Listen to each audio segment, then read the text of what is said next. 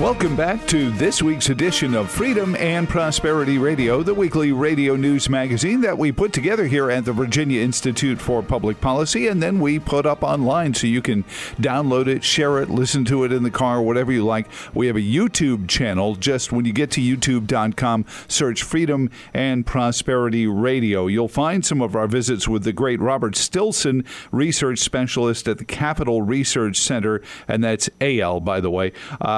So they always want to understand, who's being researched and why. But he has got a great piece on the lawsuit lobby, and we're going to find out who these people are. Robert, welcome back to the program, first and foremost, and I hope the holiday season is treating you well. Thank you. I really appreciate that. Yeah, thanks for having me back on. I had to chuckle when I was reading your piece, and it was just published, and it's up there at capitalresearch.org. I received an email from a listener, and I'm not going to read the whole thing, but the crux of it is, and I'll read the second paragraph, every Democratic presidential nominee since 1984 went to law school. Although Al Gore did not graduate, Joe Biden, no surprise, was at the bottom of his class. Every Democratic vice president nominee since 1976, except for Lloyd Benson, went to law school. Barack Obama, a lawyer. Michelle Obama, a lawyer. Hillary Clinton, lawyer. Bill Clinton, lawyer. John Edwards, Elizabeth Edwards, lawyers. The Republican Party, however, is different. Trump, businessman. Bush, 1 and 2, businessman. I'd make the argument one worked in government an awful lot. Cheney, businessman. Eisenhower, 5-star general. History professor. Tom DeLay, Newt Gingrich, history professor. Tom DeLay, exterminator. Dick Armey, economist. And the point they were making is when lawyers are involved, there's always this oppositional view of there's the plaintiff and this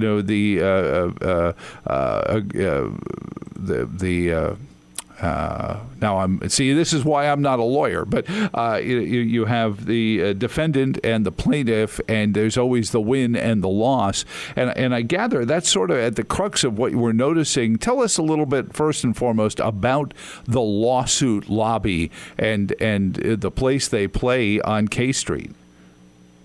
Sure, yeah.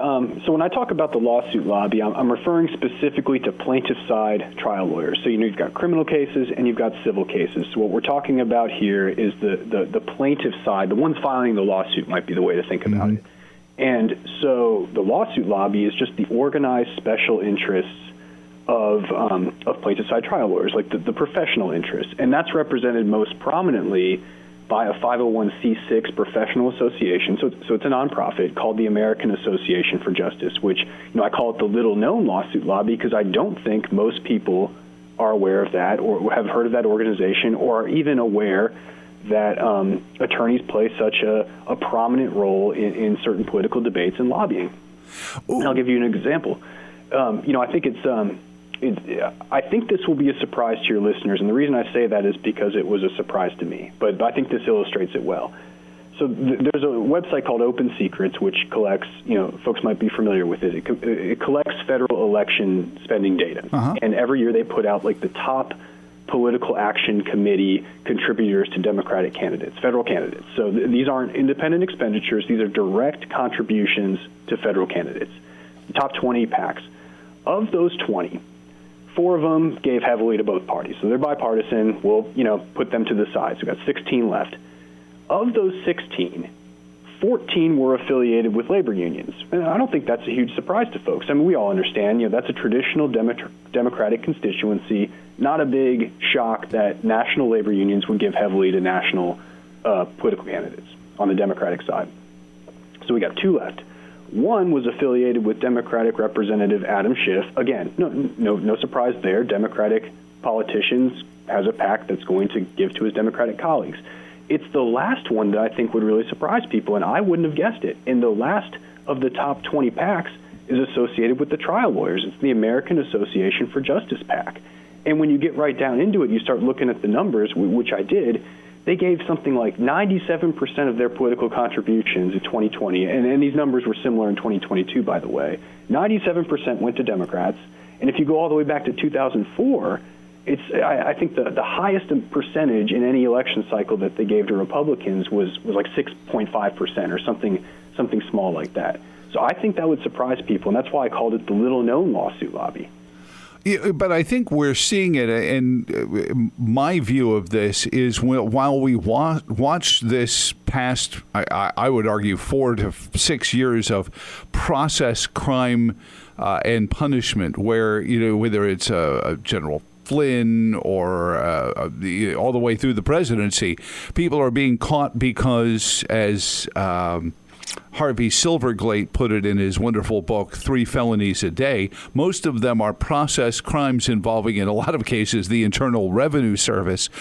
So it doesn't surprise me that as these folks give money to lawmakers and the lawmakers write laws, that it's becoming increasingly hard to go a day without violating at least some part of it. The citizens of this country are starting to feel like a targeted class. Yeah, and you mentioned the Internal Revenue Service, and that's kind of sort of the quid pro quo here. That's a great example. I mean, folks might remember last year, you probably do remember, there was the Build Back Better Act, right? It was the House Democrats' version of the budget bill. Excuse me, that, this didn't become law, what we're about to talk about, but last year, House Democrats passed a massive budget bill, and buried in there was an amendment to the Internal Revenue Code, and so the IRS, that would have allowed trial lawyers to the lawsuit lobby, trial lawyers who file suits on a contingency fee basis, to deduct their expenses in the year they were incurred. And you ask, okay, well, why does that matter? Well, the traditional way this is treated in the tax code is, you file a lawsuit, it takes years, and then at the end there's a settlement. Maybe the lawyer gets the fees, or he or she doesn't, and has to write off all those expenses that he or she incurred as a bad debt. But anyway, it gets settled up at the end. This would have allowed them to deduct those expenses as they go. And the Wall Street Journal looked at this and said, well, look, it's not hard to see how the ability to deduct those expenses as you go in a lawsuit might incentivize certain attorneys to file, maybe you might say, call them less than ironclad lawsuits, and to keep them going, right? And they said, well, look at who's pushing for this. It's the same people that are contributing to the Democratic candidates. And they said they called it the definition of a corrupt political bargain, which is, that's strong language, but they said, look, it's going to cost taxpayers $2.5 billion over 10 years, and that's a direct income transfer to the lawsuit lobby, which is going to turn around and finance Democratic election campaigns. So wow. I think that's a great example. The IRS is a great example of that. And this is what happens, and I speak about this with our listeners all the time. The government is seemingly all lawyers, and they write laws, and then they wield them on us.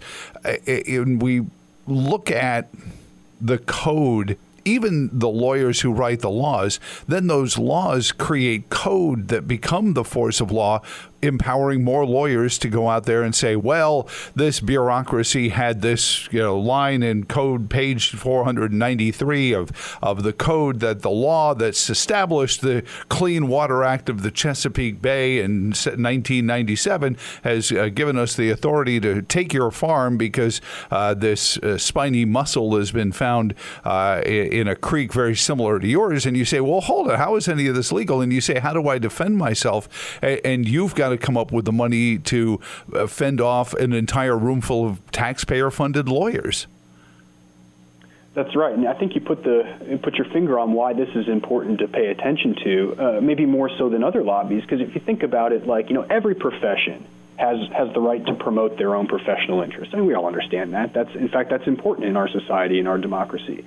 But, the lawsuit lobby is a little bit different, isn't it? Because we all have an interest in our civil justice system. We all have an interest in how the courts operate and the rights that people either try to vindicate or defend in those courts. And there's a lot of money at stake. So it's not, this isn't the alcoholic beverage industry lobby, right? It's different. I think that's why what is at stake is why this is important to pay such close attention to and why I wrote the articles on it.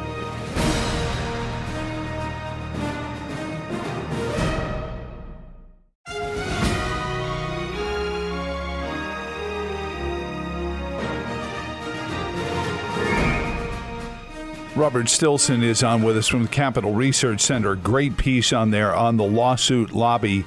You read it. It published up on November 30th. And thank you for taking some time and highlighting it with us. One of the most popular places this lobby seems to come up, even if not by name, is in the world of tort reform and why it never seems to get anywhere in state or federal levels.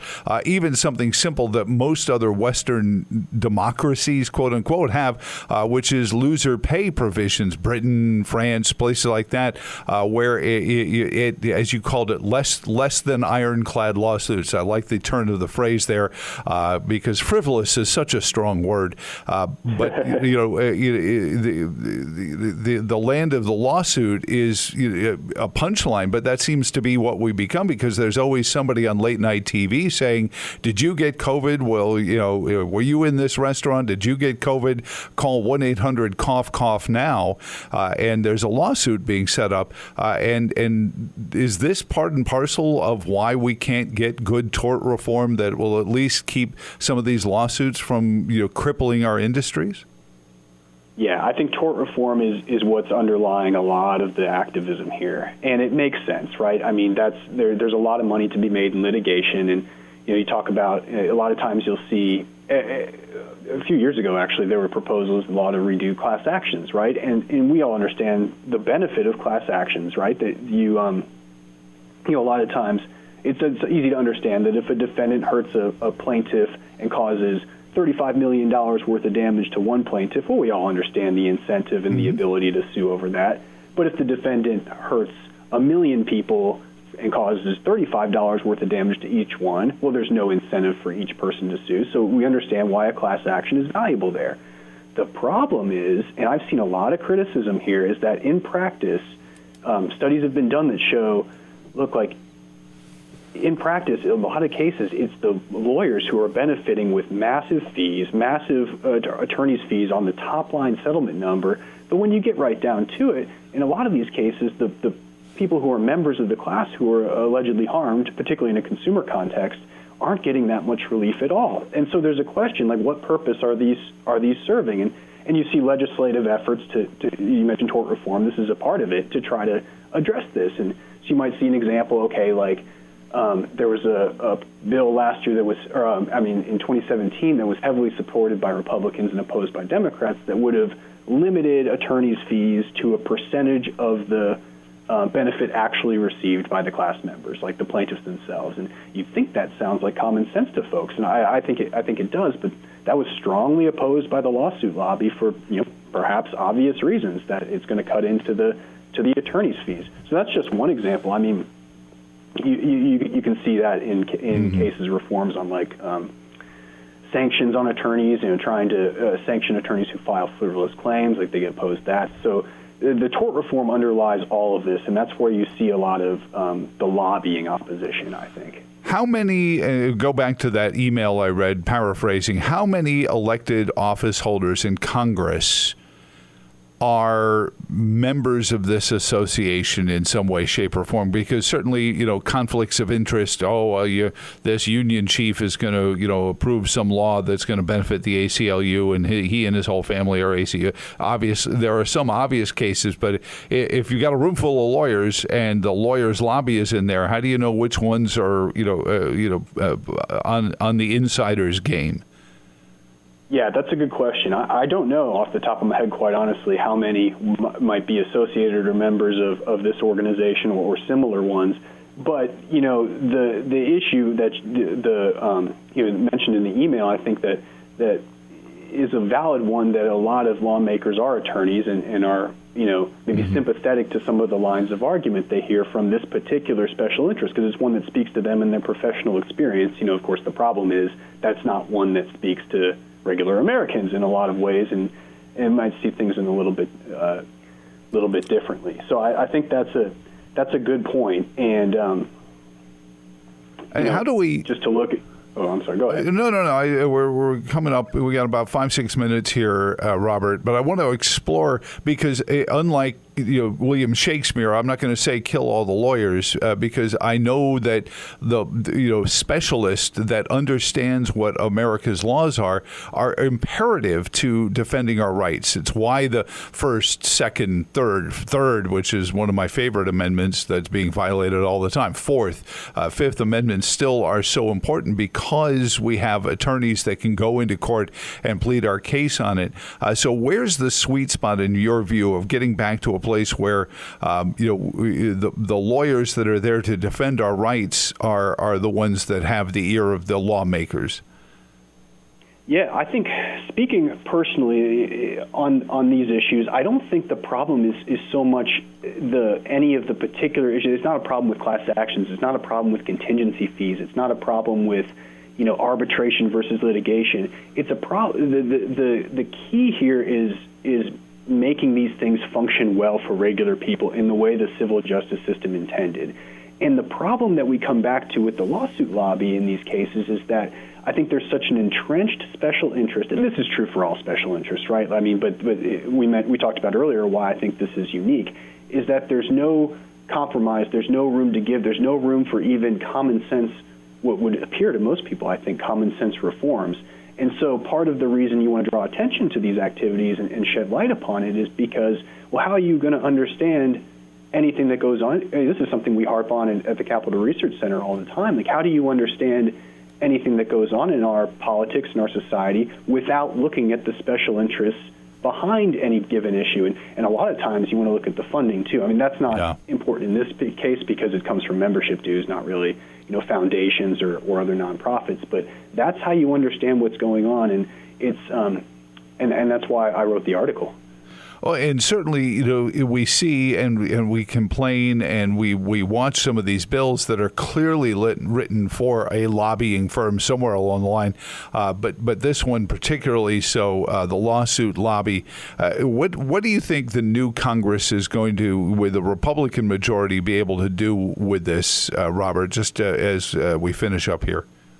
Yeah, you might see some of the same kind of legislation proposed. Back in 2017, you saw a lot of these sorts of tort reform legislation get proposed, and I think, who knows, there could be that kind of effort again out of the House, maybe say, well, look, try to get it out that these really are legitimate issues that we're trying to address, and maybe not everything in the bill is perfect, but we're trying to fix what obviously seems to be a problem. So I might look back to some of what got proposed in 2017, tort reform. We talked about reforms to class actions. We talked about reforms to frivolous lawsuits, so that sort of thing. But, on the flip side, the kinds of special interest handouts like the proposed tax break, that's not going anywhere either. I mean, the lawsuit lobby's been after that for years. They tried to get that through the Obama administration. So, I mean, that's neither side is going anywhere, I don't think. And at the end of the day, I mean, Madison and Jefferson, I mean, these were people who studied law as well. I mean, it's not that America doesn't exist with lawyers. I think what happens is when the code is so complex, that's where it is. And the simpler we can make our laws, the better it's going to be for everyone. Because the more pages there are in a law, the more loopholes there are, Robert. That's not overstating it, is there? No, and more pages there are in a law. Look at the Build Back Better Act we talked about. This the attorney's deduction fee provision we talked about earlier. That was buried, way in the 1,000th page or something of that law. I mean, who would have ever seen that had the media not drawn any attention to it? And that's exactly what you're talking about, and that is the problem, I think. And so, we need to look and talk to those who seek to hold elected representative office. And this trickles down to places like Richmond as well, doesn't it, Robert? That, it's not K Street. I think it's Capitol Street in Richmond where all the lobbyists' office are, too. Sure. Yeah, there's always state-level battles being waged on this kind of issue, too, tort reform. There's the federal court system, but obviously the states have their own court systems, too. And that's another front in this conflict on both sides. So what do you have coming up next as we head into the new year? Robert Stilson from the Capitol Research Center, you're going to continue on this as we get into a new Congress. What else are you looking at? Yeah, of course. We're always looking at, we'll be looking at this issue more. We're always looking at the funding in a lot of the 990s, the IRS Form 990s that get filed by nonprofits every year. Those come out towards the end of the year. So we're looking at all of those new ones that are out and just trying to keep our eyes generally on the funding and the influencers in our politics, either through our capitalresearch.org website and through our influencewatch.org website, where we have profiles on all these groups. Well, I appreciate your time, Robert Stilson. It's capitalresearch.org, where you find all of their stuff. And bless you going into the new year. Support the work they do as well, and have a Merry Christmas. Hey, thank you. You too. I really appreciate that. And next weekend is Christmas weekend, as we celebrate the person who really is the savior of all, and is the creation of this Judeo-Christian nation that's built on being self-governing. Take time to remember. We'll have programming for you. Make sure you stay tuned. We'll be here with a program for you next week. But please remember the season. Remember those in need, and remember the spirit of the man who went to the woman at the well, not seeking out the elected officials in Samaria. And with that thought in mind, on behalf of all of us here at the Virginia Institute for Public Policy, Merry Christmas, Happy New Year, so long, and thanks for all the fish.